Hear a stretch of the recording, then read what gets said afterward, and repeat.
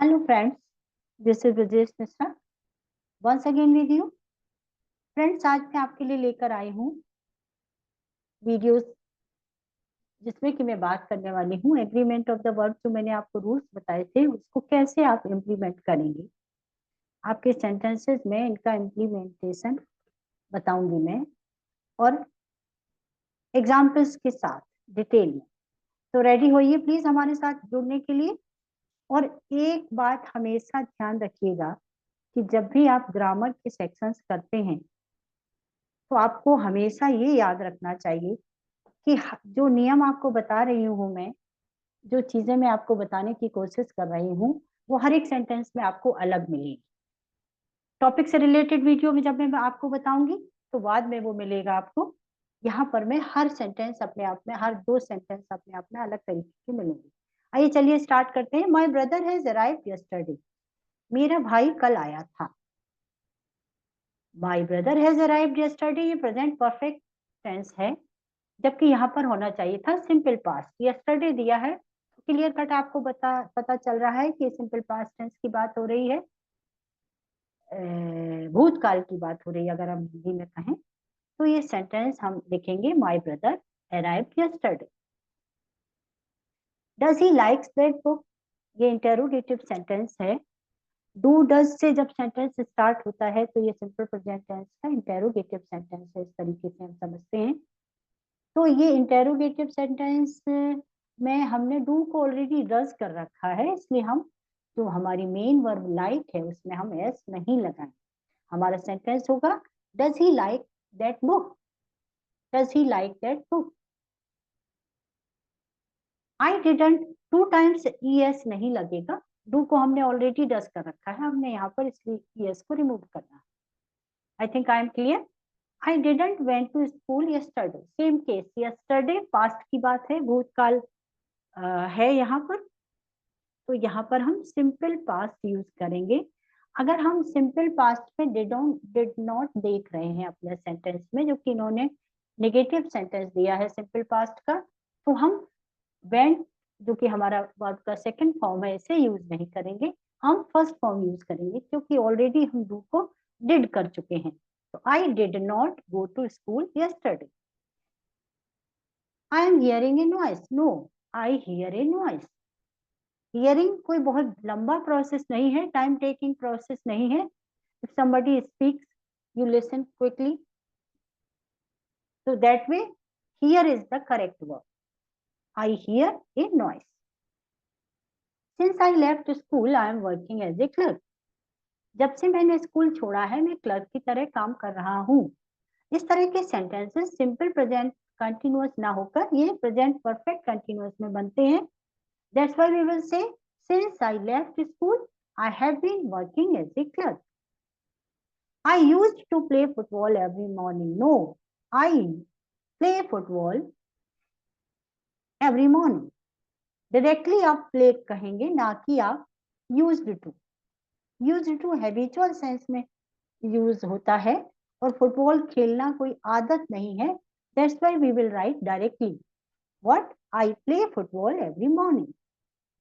I congratulate you for your success, no on your success. यहाँ पर preposition for गलत use हुआ है, क्या होना चाहिए, on. I congratulate you on your success. I prefer this book than that, I prefer this book to that.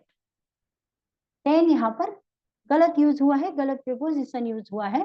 Then यहाँ पर दो लोगों के कंपैरिजन में, दो चीजों के कंपैरिजन में यूज किया जाता है, लेकिन यहाँ पर ये प्रिपोजिशन है तो यहाँ पर गलत प्रिपोजिशन की तरह यूज हुआ है। यहाँ पर होना चाहिए था to, I prefer this book to that. Reena was married to my brother, Reena was married to my brother, Reena ने मेरे भाई से शादी की है। तो मैरिड टू होता है हमेशा, कभी भी विद नहीं। दैट मीन्स ये गलत प्रिपोजिशन का इस्तेमाल है। He insisted to go to the cinema, no he insisted on going to the cinema. On going होगा, टू गो गलत प्रिपोजिशन के साथ मेन वर्ब आया है गो, गो यहाँ पर मेन वर्ब है और टू यहाँ पर प्रिपोजिशन है। He is sitting on his desk, no he is sitting on at his desk, वो अपनी डेस्क पर बैठा है। ऑन हमेशा ऊपर के सेंस में आता है, कीप ऑन टेबल। ऑन हमेशा ऊंचाई के सेंस में, जब किसी के ऊपर कोई सामान आपको रखना है तब आप कहते हैं ऑन। यहाँ पर गलत प्रीपोजिशन यूज हुआ है, यहाँ पर होना चाहिए था at. It is no use to cry like a baby, it is no use crying like a baby. आपके इस तरह से बच्चे की तरह रोने से कुछ फायदा नहीं होने वाला है, तो उस सेंस में यूज हुआ है। टू क्राई गलत है, it is no use crying like a baby. He stopped to talk. No, he stopped talking. उसने बात करना बंद कर दिया है। बोलना बंद करने के सेंस में ये टू टॉक लिखते हैं, टू स्पीक लिखते हैं, बट यहाँ पर टॉकिंग होगा। He stopped talking. उसने बातचीत करना बंद कर रखा है। He writes better than I. He writes better than me. यहाँ पर ये रिफ्लेक्सिव प्रोनाउन की तरह से यूज होना चाहिए था। ये आई को रिप्लेस करेंगे अपन मी से। मी कभी भी लास्ट में आई का इस्तेमाल नहीं होता है, यहाँ पर रिफ्लेक्सिव प्रोनाउन मी का यूज होगा। I writes better than me. Let him sit between you and I. No, you and me. Let him sit between you and me. उसको हम दोनों के बीच में बैठने दीजिए। He went away instead of wait, instead of to wait. Of यहाँ पर already preposition दे रखा है, तो ऐसे ही आप समझ सकते हैं कि गलत एक साथ दो प्रपोजिशन नहीं आएंगे। Of waiting, he went away instead of waiting. वह चला गया बजाय कि वो हमारा इंतजार करता। Gopal and my self were present. Gopal and I were present. ये माई सेल्फ जो है ये रिफ्लेक्सिव प्रोनाउन है, जिसके बारे में मैं आगे अपने वीडियो में बात करूंगी, और तब मैं बताऊंगी कि रिफ्लेक्सिव प्रोनाउन क्या होते हैं और किस तरीके से यूज में आते हैं। यहाँ पर ही आप ऐसे जानिए कि इन बिटवीन कभी भी रिफ्लेक्सिव प्रोनाउन का यूज नहीं होता है। Gopal and I were present will be the correct sentence. Who do you want to see. Who का मतलब ही होता है कौन, जबकि हुम का मतलब होता है किसको। हम कभी नहीं कहते कि कौन मिलेगा, कौन मिलोगे, नहीं। आपको किससे मिलना है, whom do you want to see। आपको किससे मिलना है, whom किसको मिलना है। I enjoy to play cards, I enjoy playing cards। to play, I enjoy to play कभी नहीं होता, I enjoy playing cards, मुझे कार्ड्स खेलना पसंद है। अगेन देख लेते हैं। I went to him for borrowing a book, मैं उसके पास गया था किताब लेने के लिए। I went to him to borrow a book, I went to him, मैं उसके पास गया था, to borrow a book, purpose बता रहा है यहाँ पर, इसलिए कंटिन्यूअस टेंस नहीं होगा। और बोरोइंग कोई लंबा प्रोसेस नहीं है, टाइम टेकिंग प्रोसेस नहीं है कि जिसमें आप लिए जा रहे हैं उससे किताब लिए जा रहे हैं। कंटिन्यूटी नहीं होती है इस तरह के एक्शन में। That's why we will never use here continuous tense. Directly we will say I went to him to borrow a book. I have much work today, मेरे पास आज बहुत काम है। मच यहाँ पर गलत यूज हुआ है। मच हमेशा क्वांटिटी के सेंस में यूज होता है, तो यहाँ पर हम सेंटेंस लिखेंगे directly, I am very busy today, I am very busy today. Have much work कभी भी नहीं होता, I am very busy today. Next देख लेते हैं। The horses are useful animal. The horses कभी नहीं लिखेंगे क्योंकि ये हॉर्सेस प्लूरल सेंस में यूज हुआ सब्जेक्ट है, सॉरी सेंस में नहीं। सीधे सीधे मैं ये कहना चाहती हूँ कि हॉर्सेस जो है ये प्लूरल सब्जेक्ट है, बहुवचन का करता है, तो हम बहुवचन के लिए कभी भी दी का इस्तेमाल नहीं करते हैं। THED एक आर्टिकल है जो कि सिंगल के लिए यूज होता है। This is the boy, this is the horse. Specifically अगर हमें किसी को करना होता है, मैं वापस आपको फिर से एक और वीडियो में बताऊंगी कि आर्टिकल क्या होते हैं और कैसे यूज में आते हैं। तो दी यहाँ पर बस इतना समझिए कि दी आर्टिकल है जो कि सिंगुलर सब्जेक्ट के साथ बैठता है।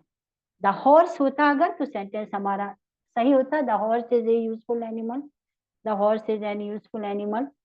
बट इन्होंने यहाँ पर हॉर्सेस दे रखा है, तो हमें यहाँ से दी को रिमूव करना होगा। दी यहाँ पर एक्स्ट्रा यूज हुआ है, सेंटेंस होगा horses are useful animals, H यहाँ पर कैपिटल हो जाएगा। I consider him as an honest man. I consider him as an honest man. अगर आप इसकी मीनिंग लगाए तो ही आप जान जाएंगे कि ये सेंटेंस गलत है। मैं उसको एक ईमानदार आदमी की तरह समझता हूँ, as an honest man. No, हम कभी किसी को ऐसे नहीं कहते कि हम आपको ईमानदार आदमी की तरह समझते हैं, हम आपको ईमानदार समझते हैं, ये कहा जाता है। तो सेंटेंस क्या होगा? I consider him an honest man. यहाँ पर एज की कोई जरूरत नहीं है, as is not required. He only gave me 1 rupee. He gave me only 1 rupee. उसने मुझे केवल 1 रुपया दिया। उसने केवल दिया नहीं, उसने मुझे केवल 1 रुपया दिया। तो ओनली यहाँ गलत जगह यूज हुआ है, होना चाहिए only 1 rupee। He is sitting into the class. into हमेशा गहराई के सेंस में यूज किया जाने वाला प्रीपोजिशन है।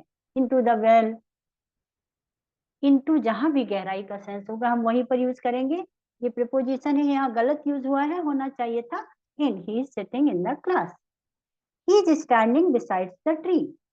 बिसाइड्स नहीं होता, बिसाइड मतलब आप किसी पेड़ के पास खड़े हैं, तो यहाँ पर होना चाहिए beside. He is standing beside the tree, ये यहाँ पर प्रीपोजिशन है।